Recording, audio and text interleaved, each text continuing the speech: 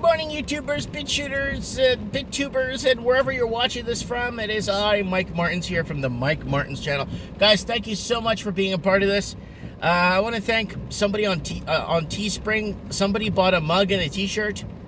I don't know, I just got an email saying somebody bought a mug and a t-shirt, and then someone else bought a beach towel. Thank you so much, guys. You're gonna buy stuff anyway, might as well support a YouTuber, right? Right on. Link in the description below for Teespring if you want to see the Mike Martins fashion catalog for 2020. Designed by me. All of it designed by me.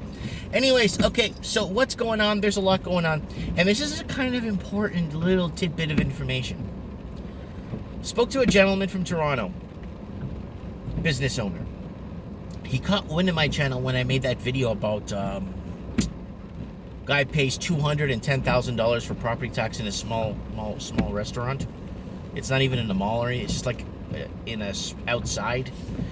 So in Toronto, and he got wind of that by watching that video. He saw that video and he's like, "Oh my God, this guy's right." Because the average person living in Oklahoma or living in Northwest Territory or even here in the town of Merritt, I ask people, what do you think a restaurant in downtown Toronto pays for property tax a year?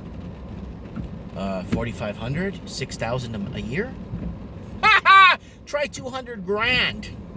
And if it keeps going the way it is, it's the bill is $200,000 he has to pay for property tax. It's not gonna fly. This bull crap isn't gonna fly. So I spoke to this guy.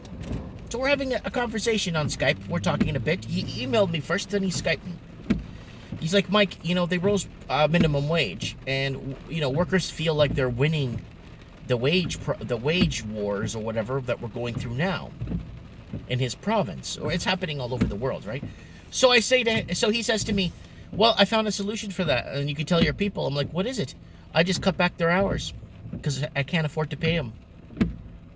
I'm like, "Really?" He's like, "Yeah, it's getting really bad." I had a meeting with other business owners in town. They have some sort of like city council, not a city council like from the municipal level. I'm like a city meeting where they basically counsel each other on what to do with small businesses. So it's a private thing that they meet at a high school once every last Wednesday of every month. They meet for about an hour to discuss trade ideas to help grow businesses and blah blah blah. So he told me everybody is now cutting back hours to help offset the minimum wage increase. I think what needs to happen, if people want to make more money, the government needs to loosen its grip on small business. Well, Mike, how does that work? You want them to mail out checks? No. Instead of small business like me, I have to pay my PST every month, right? If I make X amount under, right? And my business is small, I can't really afford to hire anybody for my business, right? So if I'm closed, I'm closed.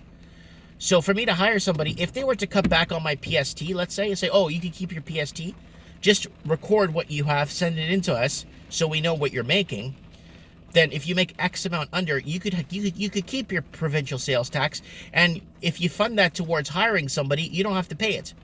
I would hire somebody in a heartbeat, real quick in a heartbeat, not even from a drop of the hat. I would hire somebody and actually pay their wages and deductions and everything and help grow, help contribute to the infrastructure in other ways, right? So, anyways, I wanted to throw this out there. My battery is too low here. It says battery too low to use flash. I don't know why, but my battery is very low here, guys. Okay, so let me just turn on here. Yeah, that's what's happening. People are lowering wages to offset. And what are they doing? What is the government doing to relieve that problem? They're bringing in more and more people to move here to this country. And the problem is,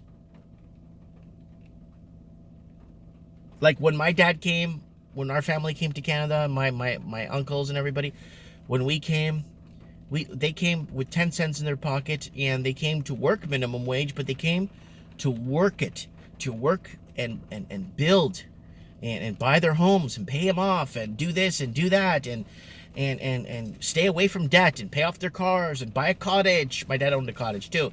But they work towards a goal, work towards some sort of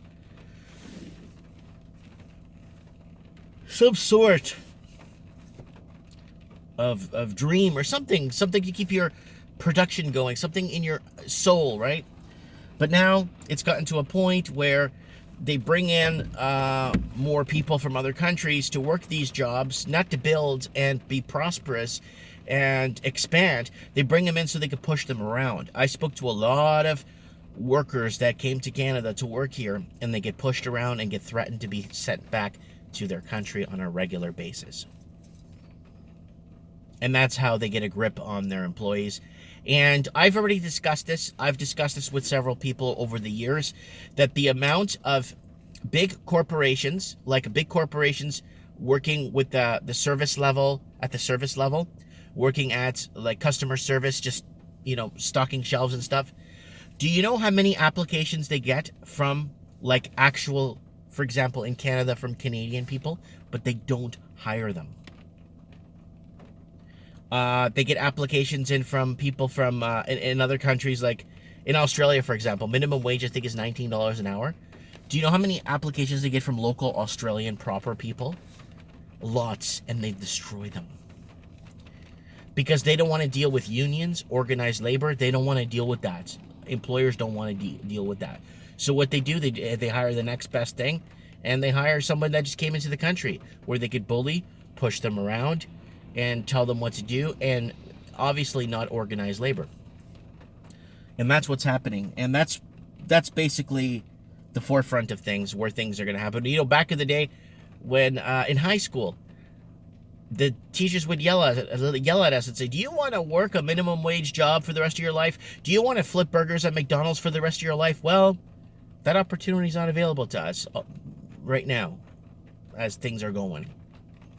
So I would really like, you know, because I know specific corporations or specific, I'm not going to say the names, that are encouraging small towns to bring in more people from other countries to help with the job problem, but they're not hiring on the locals.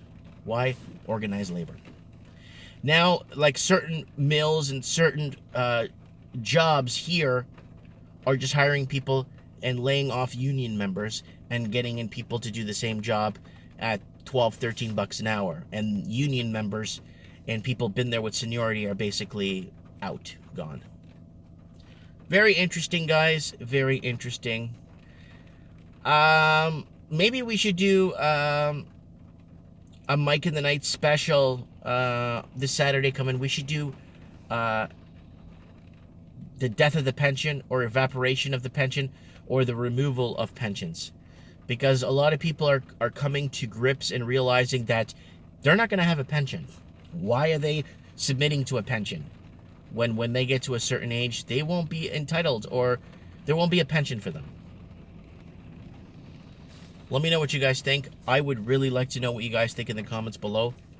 Thank you for watching. Have a great day, guys.